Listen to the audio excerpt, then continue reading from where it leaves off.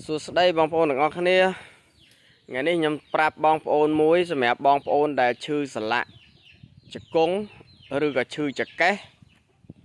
បងប្អូនអាចពិសោធន៍មើលបានណាមួយរយៈនេះគឺខ្ញុំ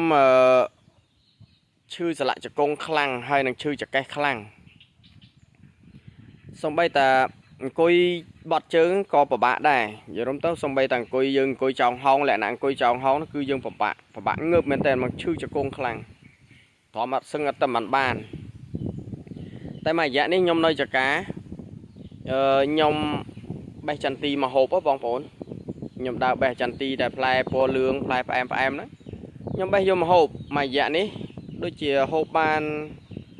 ថា20ផ្លែចុះព្រោះខ្ញុំហូបសឹងរាល់ថ្ងៃរយៈពេលប្រហែលថ្ងៃបើថាមួយថ្ងៃ2-3ផ្លែមួយថ្ងៃ2-3ផ្លែអញ្ចឹងស្រាប់តែឥឡូវខ្ញុំបាត់អន់ឈឺជង្គង់បានថាខ្ញុំអន់ឈឺជង្គង់ហើយចង្កេះខ្ញុំអត់ឈឺទេបាត់ឈឺហ្មងបានថាលែងឈឺចង្កេះលែងមានបញ្ហារោយចង្កេះអត់ឈឺអត់រោយទៀតអញ្ចឹងបងប្អូនដែលឈឺចង្កេះឬក៏ឈឺសន្លាក់ជង្គង់បងប្អូនអាចពិសោធន៍មើលបានហើយមួយទៀតនៅពេលយប់បងប្អូនអាចទិញវីតាមីន9ណាបងប្អូនប្រភេទវីតាមីន9របស់ថៃអញ្ចឹងបងប្អូនអាចពិសោធន៍មើលបានពេលថ្ងៃពេលបាយហ្នឹងបងប្អូនអាចហូបចន្ទីបានជាមួយត្រីងៀតឬក៏ជាមួយនឹងឆាសៀងអីចឹងណាបងប្អូនអាចហូបសាក់មើលបាន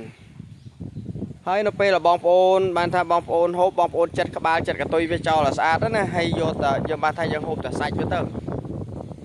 អាសាច់ជាមួយសបកអីចឹងទៅអញ្ចឹងយើងរកចន្ទីណាដែលចន្ទីប្រភេទចន្ទីដែលវាបានថាវាធម្មជាតិណាយើងអត់បាញ់ថ្នាំអត់បាញ់អីហ្នឹងយើងយកមកហូបមករសជាតិចន្ទីវាឆ្ងាញ់ហូបជាមួយនឹង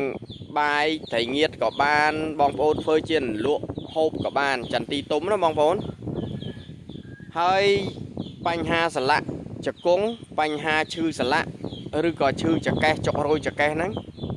បងប្អូនអាចហូបសាក់មើលទៅបងប្អូននឹងអាចជាពួកឯងខ្ញុំដើររើសចន្ទីផងដើរមើលចន្ទីផងអង្គុយផងនិយាយរំទៅខ្ញុំឈឺអស់ហើយក្នុងខ្លួនឈឺចង្កេះឈឺសន្លាក់ជង្គង់អីហ្នឹងឈឺសូម្បីតែអង្គុយបត់ជើងអង្គុយអត់បានហ្នឹងតទៅពេលឥឡូវនេះគឺខ្ញុំអន់ច្រើនមែនតើគឺអាចដើរបានលែងឈឺលែងក្លឹកលែងអីហើយចង្កេះក៏អត់មានរោយអត់មានចុករោយអីដែរបានន័យថាសារធាតុរបស់ចន្ទីមិនដឹងថាវាមាន fiber អីខ្លះឬក៏មានវីតាមីនអីខ្លះដែលអាចជួយយើងឲ្យបាត់លក្ខណៈឈឺសន្លាក់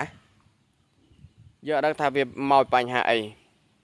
ហើយមួយវិញទៀតបងប្អូនអាចបានថាខ្ញុំឃើញអ្នកសៀមរាប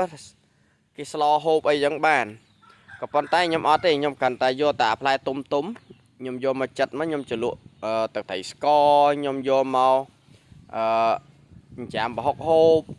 ខ្ញុំយកមកហូបជាមួយនឹងត្រីងៀតឬក៏ជាមួយនឹងឆាសៀងហ្នឹងឥឡូវនេះគឺបញ្ហាសន្លាក់ឬក៏ការឈឺចង្កេះរបស់ខ្ញុំគឺបានថាស្រាលធូរស្រាលខ្លាំងមែនតើហ្មងបើសាច់ហូបថារយៈពេលថាមួយអាទិត្យហ្នឹងចុះនេះប្រហែលជាបានមួយអាទិត្យឬក៏ 4-5 ថ្ងៃហ្នឹងចុះយើងអន់មែនតើអន់លែងមានឈឺបានថាលែងសូវឈឺកាលមុនរត់បាល់អីក៏រត់លែងសូវបានដែរឥឡូវគឺអាចនឹងរត់លេងបាល់បានព្រោះជង្គង់លេងឈឺហើយជង្គង់ខ្ញុំតែលើកតែមុំឬសុខក្លឹកវាលឺសូរនៅក្នុងអាឆ្អឹងជង្គង់យើងអាក្បាលជង្គង់ហ្នឹងអង្គុញវាលឺសុខក្លឹកហ្មងអញ្ចឹងបងប្អូនអាចសាក់មើលជាមួយនឹងចន្ទីជាមួយនឹងផ្លែចន្ទីបងប្អូនអាចសាក់មើលបានបងប្អូនសាក់មើលហើយហូបទៅ